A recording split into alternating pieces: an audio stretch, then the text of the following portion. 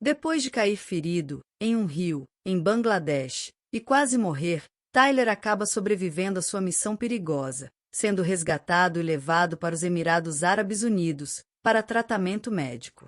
Nick, sua parceira leal, permanece ao seu lado o tempo todo, recusando-se a desistir dele, mesmo enquanto ele está em coma.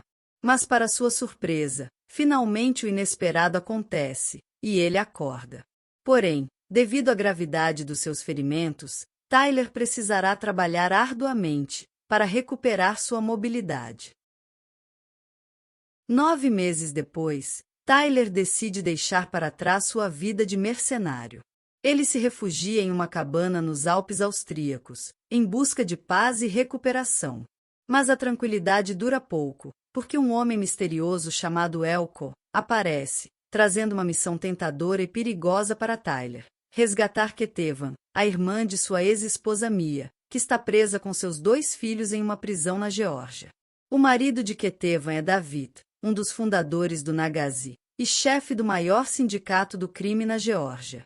O criminoso mantém ela e seus filhos em cativeiro, na prisão em que ele está, para impedir que eles o abandonem. Elko diz a Tyler que David comanda uma operação de heroína de $1 bilhão na Geórgia.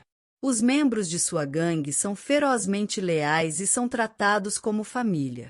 Eles têm todos os políticos no bolso e praticamente comandam o país. David cometeu crimes graves, mas mesmo preso, ele controla a prisão e impede a fuga de Ketevan. Tyler então aceita a missão, já que a mulher vítima do criminoso é ninguém mais que sua ex-cunhada. Mas ele sabe que a missão será brutal e logo pede ajuda à sua amiga Nick e o irmão dela. Juntos, eles se infiltram na prisão e enfrentam uma rebelião violenta, orquestrada por David. Tyler consegue salvar Ketevan e os filhos dela, mas Sandro, o mais velho, se recusa, pois idolatra o pai e não vê Tyler com bons olhos. Em fuga, eles enfrentam uma perseguição feroz pela gangue Nagazi, incluindo combates em um trem em movimento, e embates contra helicópteros enviados por Zurab, o irmão de David, e agora seu maior inimigo.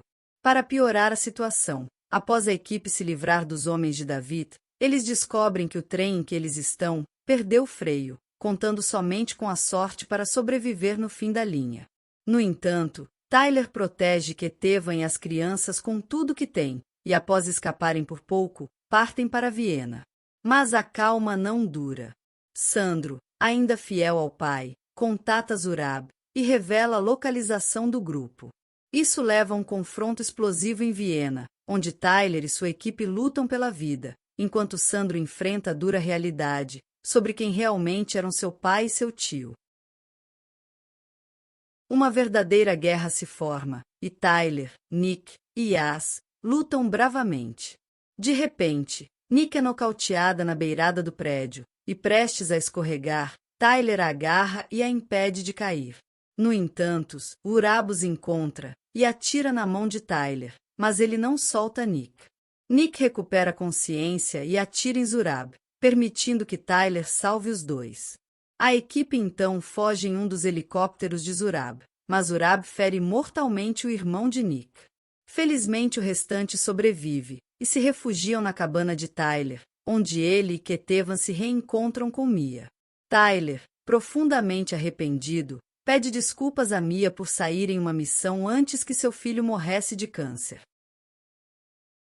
Zurab, enfurecido, busca vingança e contata Tyler, propondo um encontro. Tyler aceita e vai encontrá-lo sozinho.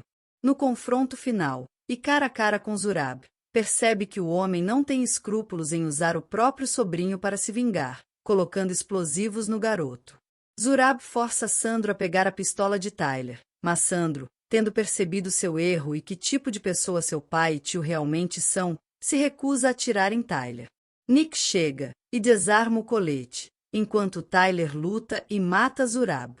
Tyler e Nick ficam feridos, mas saem vencedores. A polícia então chega, e eles são presos, mas com a missão cumprida.